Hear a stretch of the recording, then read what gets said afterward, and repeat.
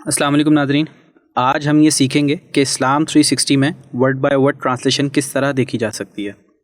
جب آپ اپنی اپلیکیشن اوپن کریں گے تو بائیں ہاتھ کی جانب نیچے دیکھیں چھوٹا سا لکھا ہوا ہے قرآن، اس پہ کلک کریں گے۔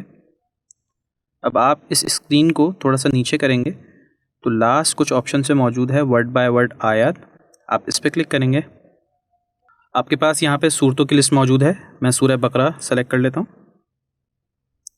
اب ناظرین دیکھیے، آپ کے پاس یہاں پہ چھوٹا سا نیچے ایک ویل مینیو کا بٹن ہے، آپ اس پہ کلک کریں گے تو یہ سب سے پہلا آپشن ہے پلے کا، یہ بالکل اسٹارٹنگ سے پلے کرنا شروع کر دے گا پوری سورہ کو۔ اگر آپ چاہتے ہیں کہ میں کوئی آیت پرٹیکولر آیت پہ سرچ کرنا چاہتا ہوں اور وہاں سے سننا چاہتا ہوں تو یہ دیکھیے ہمارے پاس ایک آپشن موجود ہے کہ یہاں پہ ہم آیت سلیکٹ کر سکتے ہیں۔ میں نے کہا میں 273 سلیکٹ کر لیتا ہوں اور ڈن کا بٹن دبا دیا تو دیکھیے ناظرین 273 آیت آ گئی۔ اب میں اس سے آگے سننا چاہتا ہوں تو میں اس آیت پہ کلک کروں گا۔ اب ہمارے پاس یہ وہی آپشن موجود ہیں جو ہم نارمل قرآن شریف میں دیکھتے ہیں۔ پہلا آپشن ہے پلے کا، پلے کا آپشن یہ کرے گا کہ اس آیت سے لے کے آگے تک یہ پلے کرنا شروع کر دے گا۔